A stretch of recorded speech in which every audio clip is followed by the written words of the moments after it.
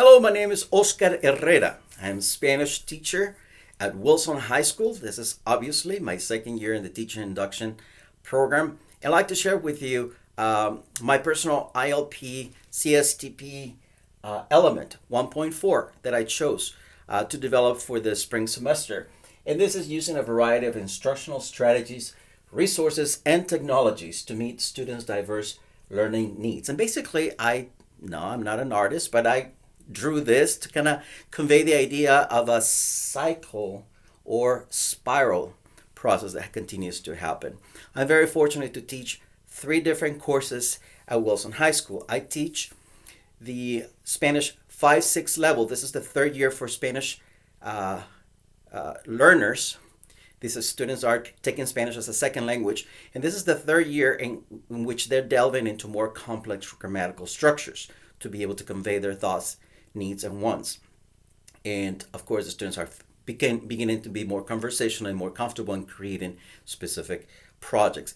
Namely, a project that I put right here is called the WHS Health Clinic. This is a project the students are doing, or that they have done, and there's in this period of distance learning, in which they basically created a fictitious WHS, as Wilson High School, health clinic, and they provided a presentation to promote healthy lifestyles. And this is in Spanish and English.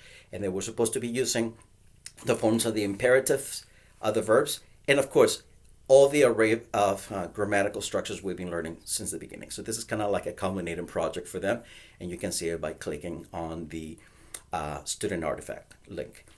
Also, I also teach the class of Spanish for Spanish speakers, 3-4. These students are obviously fluent in Spanish, but perhaps lack the formal classroom training to be able to convey thoughts, analysis of literary works, grammatical structures, spelling patterns, and things like that. So this is where they refine their skills in the Spanish language, so they can kind of put it in practice in the professional world, even if they don't become translators and interpreters. And then I have the grand privilege of teaching the only class that is a translation interpretation class in the district. We are fortunate to have it at Wilson, and I'm extremely fortunate to teach that class. Having had experience as a professional translator and interpreter for 17 years at the school district, I'm able to teach this class, and I really had a good time, and I'm still having a good time with my students. My students are extremely talented, and in this class, my goal in the translation interpretation class is to bring authentic experiences for our students. So I'm going to share among the many 2 of them. Okay, the translation interpretation class includes training in the education field, in the medical field, and in the legal field. Okay, so as part of the medical field training, aside from learning vocabulary and cultural nuances, you can see also we have created a partnership with the Museum of Latin American Art to create actual internships for our translators at the Wilson High School level. Yes, so this is the culmination of an effort to be able to put our interpreter translators at the high school level into actual professional assignments and tasks. We, during our semester, also created the official translation of the EPHS, which is a continuation high school, the information letter for Spanish parents, Spanish-speaking parents. So our group worked together. They worked first in small groups. Then we share our translations, and then we refine it to have the official translation that is being used by the counseling office at Wilson and also at the district level. So we have been able to create these authentic experiences inside the classroom, and they're actually transpiring to the outside the classroom. So now we're going to have our translators, interpreters working with MOLA, which is the Museum of Latin American Art, to create the translations for the virtual website content, and also for the in-house exhibits that are about to open in summer and in the fall semester. They're preparing the translations and the pamphlets. So that's something I'm really excited about. I'm really proud of my students and how well they've done. Now, regarding the other 2 CSTPs in the professionalism of the virtual world, I've chosen 6.3 and 6.7. 6.3 has to do with collaborative efforts with colleagues. And my goodness, what a better time to do that than right now.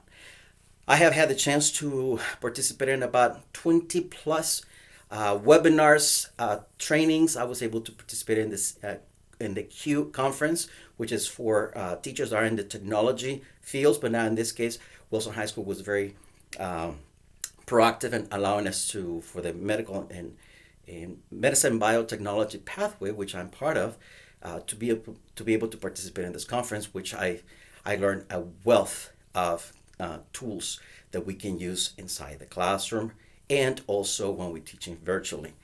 Also, thanks to the PD department of our school district, I was able to participate in about 5 or 6 different workshops. So overall, I'm scratching about 30 workshops that I've participated in. Now I'm using actively specific tools like Powtoon presentations, which you can see in the link below, in which the students are now producing in my translation interpretation class, are producing a bilingual Powtoon presentation, which I'm sure it can become very useful in their professional lives to present information in a more visually attractive and engaging way. Besides that, I use programs such as Screencastify, obviously our Zoom virtual conferences and teaching sessions, Flipgrid for the students to be able to record themselves and I can evaluate their speaking portions, and a wealth of other electronic samples and applications that we can use. So that is. And then of course, a 6.7 is demonstrating professionalism or professional responsibility, integrity, and ethical conduct at work. And I think one of the first challenges that I thought I had at the first day of school is how am I going to connect and find a common ground with my students? They're teenagers, I'm old. How can that happen, and is it going to happen? Well, I'm pleased to say that through the 3 years I've been teaching, because I did 1 year as an intern, I have been able to establish this rapport with my students where now I feel that I have my literally open door policy where they can just walk in, ask me questions, tutor them. They come after school. I have a group of students, different students that come during lunch. They feel comfortable, they feel safe. They ask me questions, they ask me help, not just in Spanish, but in other subjects, and also how to navigate the college admissions process and things like that. So I'm proud to say that thanks to this collaboration with other more experienced teachers, and also having some intuition in classroom management, and also I think preserving the dignity and respect, which is one of my MOs in my class, has been able to contribute to this positive experience with my students. So this is it. I'm at the end of this first phase, and I'm sure there will be many more experiences. I'd like to thank the teacher induction team, specifically my coach, Christy, for being so supportive and for being there every step of the way to provide me with the tools and everything I needed to be able to be successful, and for sharing her wealth of knowledge and experience as a teacher with me. Thank you, and from the bottom of my heart, gracias.